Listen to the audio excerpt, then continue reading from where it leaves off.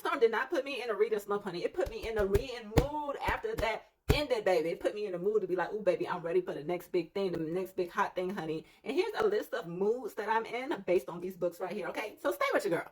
Child, based on the end of Onyx Storm, it put me in the mood, honey, in the King of Wrath, honey, with a ring, honey. If you know, you know, reading the end of Onyx Storm, honey. I looked at this book and I'm like, you know what? This might be the right book based on the ending of Onyx Storm, okay? So I'm thinking about reading the King of Wrath, honey, by Anna Hung. If you know, you know. It definitely put me in the mood for some romance and some spice and stuff like that. You know how Zeta and Violet get down. So this is one.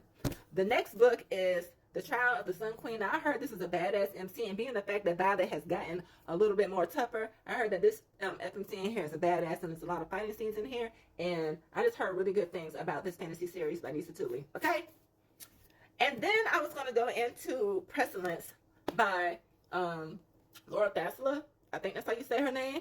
The Four Horsemen series.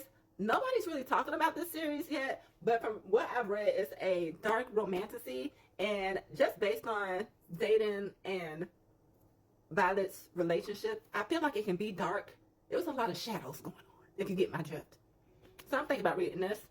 And then also, just again, with all the darkness and people leaving, like the whole ending and just people being left in the dark, I was going to read Hooked by Emily McIntyre. So it definitely didn't leave me in a reading slump and left me ready for the next book. And it definitely put me in a mood to read something with some darkness, some spice, and some victory. You know what I'm saying? So those are my recommendations. I haven't read any of them, but I'm not in a slump. I'm in a mood.